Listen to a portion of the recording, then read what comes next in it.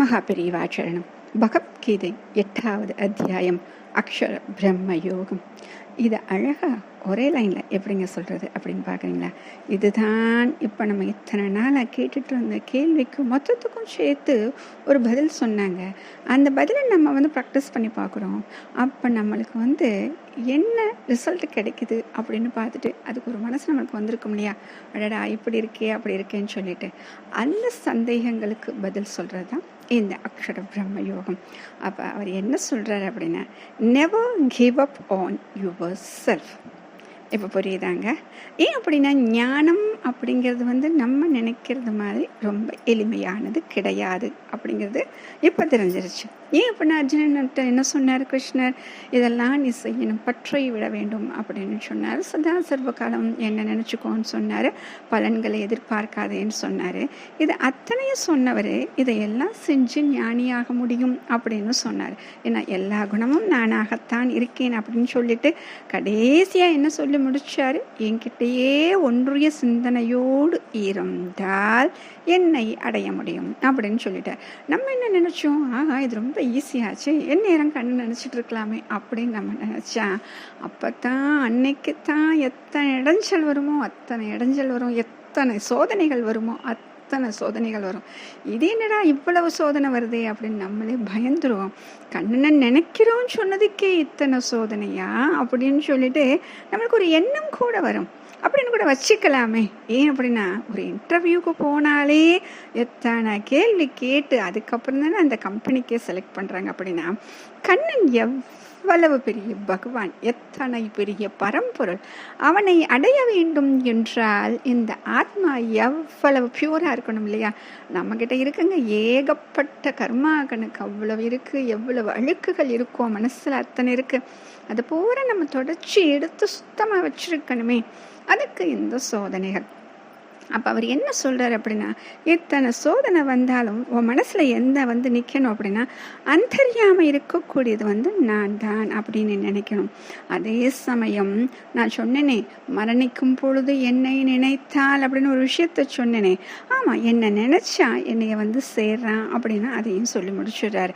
அப்போ இனி என்ன நீ பண்ணணும் அப்படிங்கிறத நமக்கு தெளிவாக சொல்கிறார். நாம் என்ன செய்ய வேண்டும்? நம்முடைய மனதையும் புத்தியையும் அந்த கண்ணனுக்கு அர்ப்பணித்து விட வேண்டும். அவ்வளோதாங்க, முடிஞ்சு போச்சு. இவ்வளோ பிரச்சனைக்கும் ஒரே தீர்வு அழகாக சொல்லிட்டார். இது ரெண்டு மட்டும்தான் நம்மக்கிட்ட இருக்கிறனால தான் நம்ம இதை வச்சுக்கிட்டு என்ன பாடுபடுறோம். இதை அப்படியே கண்ணன் கிட்ட கொடுத்துட்டா, இந்தப்பா நீ வச்சுக்கோ, எனக்கும் இதுக்கு சம்பந்தமே கிடையாது அப்படின்னு சொல்லிட்டோம்னா கண்ணன் என்ன சொல்கிறாரோ நம்ம அதை செய்ய போகிறோம். அவ்வளோதான், முடிஞ்சு போச்சு. அதில் நன்மை வந்துச்சா, தீமை வந்துச்சா, வெற்றி வந்துச்சா, தோல்வி வந்துச்சா, எதையுமே நம்ம பார்க்க மாட்டோம். நம்ம முதல்ல சொன்னோம் இல்லையா, ஒரு கடையில் வேலை பார்த்தா நம்மளுக்கு எவ்வளவு பொறுப்புகள் குறைவோ அது போல தான் இப்போ நமக்கு யார் முதலாளி? அந்த கண்ண பெருமான். அவர் முதலாளியாக இருக்கு. அப்போ அவர்கிட்ட எல்லாமே அர்ப்பணிச்சாச்சு.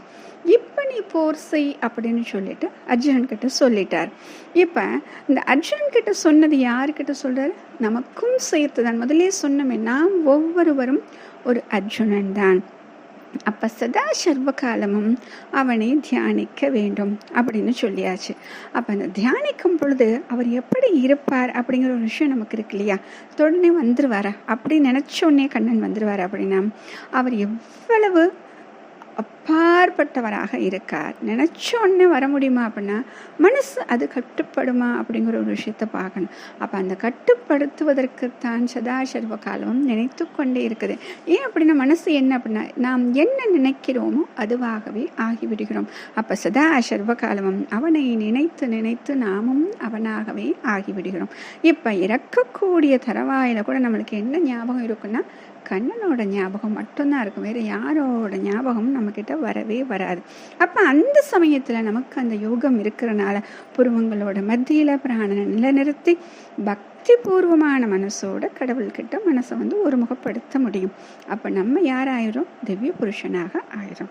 அடுத்தது கடவுளை பற்றி அழகாக சொல்கிறாரு. இப்போ யாரெல்லாம் எப்படியெல்லாம் சொல்கிறாங்கன்னு ஒரு டெஃபினிஷன் சொல்லிக்கிட்டே வர்றாரு. இப்போ வேதம் படித்தவங்க என்ன சொல்லுவாங்க? அதை அழிவற்றது அப்படின்னு சொல்லுவாங்க. இப்போ சன்னியாசிகள்லாம் என்ன பண்ணுவாங்க அப்படின்னா, பற்று வேணான்னு சொல்லுவாங்க, ஆனால் என் கூட மட்டும் சீக்கிரம் சேர்ந்துக்குவாங்க. இந்த பிரம்மச்சாரிலாம் என்ன பண்ணுவாங்க? எதுவுமே வேணாம்னு சொல்லுவாங்க. ஆனால் என்ன அவங்களுக்கு ரொம்ப பிடிக்கும். அதனால் என்ன பண்ணணும் அப்படின்னா, எல்லா இந்திரிய வாசல்களையும் மூடிடணும். கண்ணு, காது, வாயு, மூக்கு என்னென்ன வச்சுருக்கோமோ எல்லாத்தையும் மூடிட்டு கடவுள்கிட்ட இந்த மனசை ஒருமுகப்படுத்தி இந்த பிராணனை உச்சம் தலையில் வச்சு ஓம் அப்படின்னு ஒரு மந்திரத்தை சொன்னால் போதும், ஒன்றை சேர்ந்துடலாம் அப்படின்னு சொல்லிட்டு அவர் நமக்கு சொல்கிறார். அப்போ யாரை சேர முடியும்? கண்ணனை சேர முடியும். ஆக ஒரே ஒரு விஷயம்தான் திரும்ப திரும்ப சொல்கிறார், எப்பொழுதும் என்னை நினைப்பவர்கள் என்னை எளிதில் அணுக முடியும் அப்படின்னு சொல்கிறார். அப்போ இந்த வாழ்க்கையை எப்படிங்க இருக்கு? துக்கம் நிறைந்தது. ஒரு நிமிஷம் சந்தோஷமாக இருக்கு, நம்ம சந்தோஷப்பட்டோம் அப்படின்னா அதுக்கு சேர்த்து வச்சு எத்தனை வருடங்கள் எத்தனை யுகங்கள் நம்ம கஷ்டப்படணுமோ அவ்வளோ கஷ்டப்பட்டுட்டு இருக்கோம். அப்போ இந்த நிலையற்ற இவ்வுலகில் அந்த கண்ணனை நாம் அடைந்து விட்டால் நமக்கு மறுபிறவி கிடையாது. அதுக்கு தான் இன்னொன்று சொல்றார், 2 காலங்கள் சொல்றார், உத்தராயணம் தட்சிணாயனம் அப்படின்னு சொல்லிட்டு. இந்த உத்தராயணத்தில் இறப்பவர்கள் மீண்டும் பிறப்பதில்லை. நமக்கு தெரியுமே, மகாபாரதத்தில் பீஷ்மர் அம்பு படுக்கையில் படுத்துட்டு காத்துட்டு இருப்பாரு, இந்த காலத்தில் நான் போக வேண்டாம், உத்தராயண காலம் அப்படின்னு சொல்லிட்டு அதுக்காக காத்து கொண்டு இருப்பாரு. அப்படி இருந்து அங்கு நாம் இறந்தால் அவனை அடைய முடியும். சரி, இது மட்டும் தானே அப்படின்னா இல்லை, இது இல்லாமல் யோகிகள் எல்லாம் இதை பார்த்துட்டாங்க இல்லையா, உத்தராயணத்தில் தான் போகணும் அப்படின்னு. அப்போ சதா வழிபட்டு அந்த நேரத்தில் அவனை அடைகிறார்கள். அப்போ வேதங்களை பாராயணம் செய்யலாம், தர்மம் செய்யலாம், யாகம் செய்யலாம், தவம் செய்யலாம். இது எல்லாவற்றாலும் கிடைக்கும் பயனெல்லாம் கடந்து போயிடுறாங்க. ஏன் அப்படின்னா, இந்த பயன்லாம் எதுக்கு? கடவுளே நம்ம முன்னாடி நின்றுட்டாரு. அவர் ஒரு வரம் தர்றேன் அப்படின்னா நம்ம என்ன வரம் கேட்கணுமா? வேண்டாமே. அவனை பார்க்கணும்னு தானே நமக்கு பெரிய ஆசையே, அதுதானே நம்முடைய லட்சியமே. அப்போ கடவுளை பார்த்த பிறகு நம்ம என்ன கேட்கலாம்?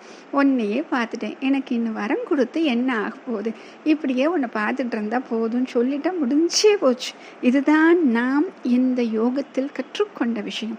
மகா பெரியவா.